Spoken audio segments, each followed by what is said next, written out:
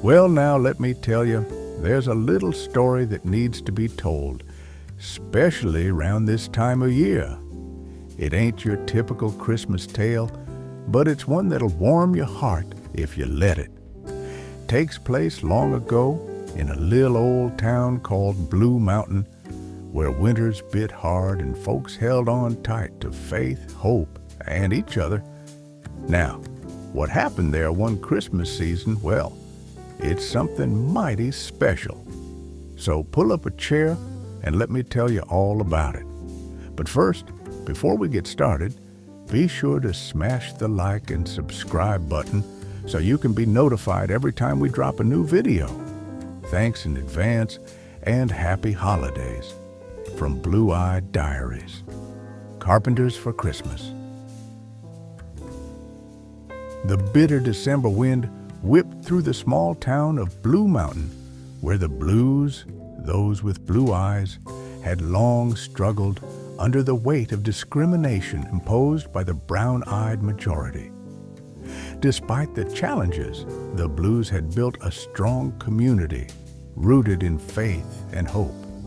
At the heart of their resilience stood the Antioch Missionary Church, a beacon of light in the darkness where prayers for equality and justice rang out. But to the Browns, who sought to maintain control, the church was not just a place of worship, it was a symbol of defiance. One cold October night, fear turned to hatred, and that hatred sparked a flame that engulfed Antioch Church.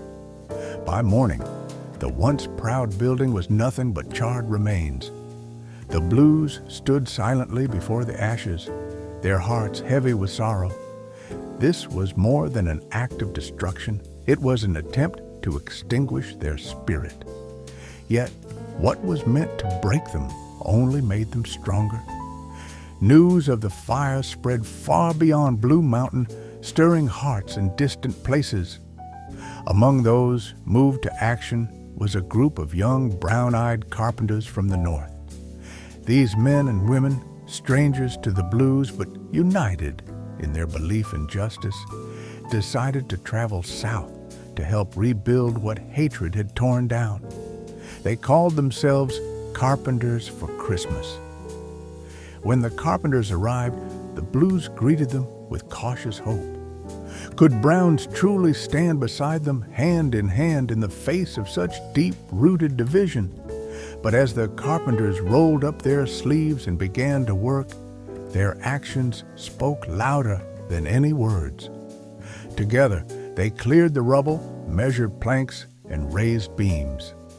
The sounds of hammers and saws mixed with the laughter and carols that filled the crisp December air. On Christmas Eve, the new church was not yet finished, but its walls stood tall, a testament to the power of unity. The Blues and the Carpenters gathered inside for a Christmas service.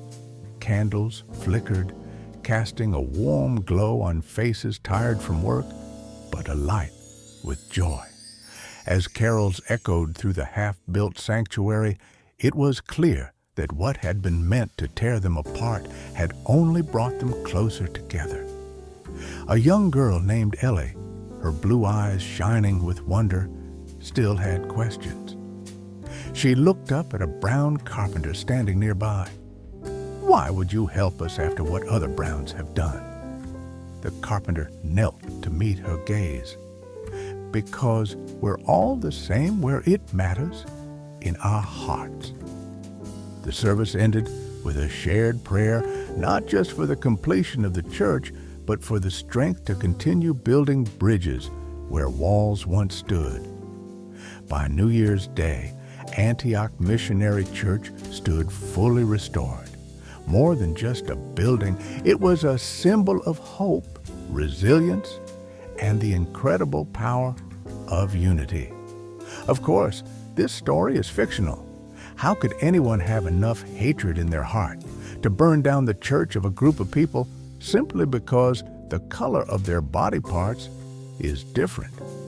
Yet, like all the stories on this channel, this one is based on true events. In 1964, a group of northern students and locals came together to rebuild the Antioch Missionary Baptist Church after it was burned. The blues represent African Americans, and the browns represent white Americans. The use of eye color in this story reminds us of the insignificance of such physical traits and highlights the extraordinary things we can achieve when we set aside prejudice and work together. This Christmas, let the story of Carpenters for Christmas inspire us to find common ground and build a brighter, more united world together. Well now, that's the tale of the Carpenters for Christmas, a story about sorrow turned to hope and strangers becoming family.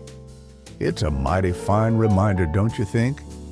That no matter how cold the winds may blow, there's always a spark of goodness to keep us warm. So, as this Christmas season wraps us up in its magic, let's hold tight to what truly matters: faith, kindness, and the power of coming together when it counts. Thanks for listening. And from the Blue Eye Diaries family to you and yours, may your holidays be filled with love, joy, and a whole heap of blessings. See y'all next time. Don't forget to like and subscribe.